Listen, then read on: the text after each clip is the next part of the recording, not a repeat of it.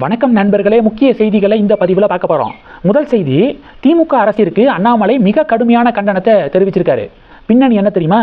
நீலகிரி மாவட்டம் கூடலூர் பகுதியில் பல தலைமுறைகளாக 1 ஏக்கரு 2 ஏக்கரு அப்படின்னு சிறு நிலங்களில் விவசாயம் செஞ்சுட்டு வராங்களாம் மக்கள். இப்போது திமுக கவர்மெண்ட் சுப்ரீம் கோர்ட்டுக்கு போயிருக்காங்க. அந்த மக்கள் விவசாயம் செய்யக்கூடிய ஆயிரக்கணக்கான ஏக்கர் நிலத்தை ரிசர்வ் ஃபாரஸ்டாக மாற்ற தமிழக அரசாங்கம் சுப்ரீம் கோர்ட்டில் மனு தாக்கல் செய்திருப்பது கண்டிக்கத்தக்கது அப்படின்னு அண்ணாமலை அறிக்கையில் குறிப்பிட்டிருக்காரு. 1969ஆம் ஆண்டு ஜென்ம ஒழிப்பு சட்டத்தின் கீழ் தமிழக அரசால் கையகப்படுத்தப்பட்ட 80,087 ஏக்கர் நிலத்தில் 29,982 ஏக்கர் வனநிலமாகவும் 34,986 ஏக்கர் நிலம் தேயிலை தோட்டங்களாகவும் 15,000 ஏக்கர் நிலங்கள் சிறு நிலங்களாக மக்களுக்கு பொதுமக்கள்கிட்ட கொடுக்கப்பட்டுச்சு. 1 ஏக்கர் 2 ஏக்கர் அப்படின்னு சொல்லிட்டு பிரித்து பொதுமக்களுக்கு வழங்கப்பட்டுச்சு. 15,000 ஏக்கர் நிலங்கள். அந்த நிலங்களில் விவசாயிகள் பார்த்திங்கன்னா விவசாயம் செய்து தங்களுடைய வாழ்க்கையை ஓட்டிக்கிருக்காங்க. இப்போ தமிழக அரசாங்கம் என்ன பண்ணியிருக்காங்கன்னா 3,474 ஏக்கர் நிலத்தை வருவாய்த்துறைக்கு மாற்றவும் 31,150 ஏக்கர் நிலத்தை ரிசர்வ் ஃபாரஸ்டாக மாற்றவும் அனுமதி கோரி உள்ளது சுப்ரீம் கோர்ட்டுக்கிட்ட. இந்த சேஞ்சினால அந்த 15,000 ஏக்கர் பொதுமக்களுக்கு ஒதுக்கப்பட்டுச்சுல, அதில் முக்கால்வாசி பார்த்தீங்கன்னா ரிசர்வ் ஃபாரஸ்ட்டுக்கு கீழே வந்துடும் இந்த புது ஐடியானால.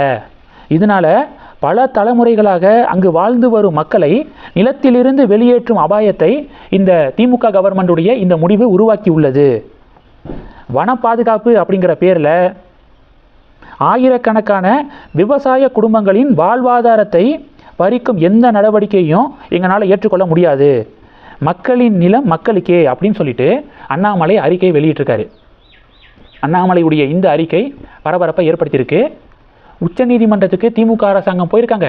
முடிவை வாபஸ் பெறணும், போட்ட மனுவை வாபஸ் வாங்குங்க அப்படின்னும் பாஜக காரங்க குரல் கொடுக்குறாங்க.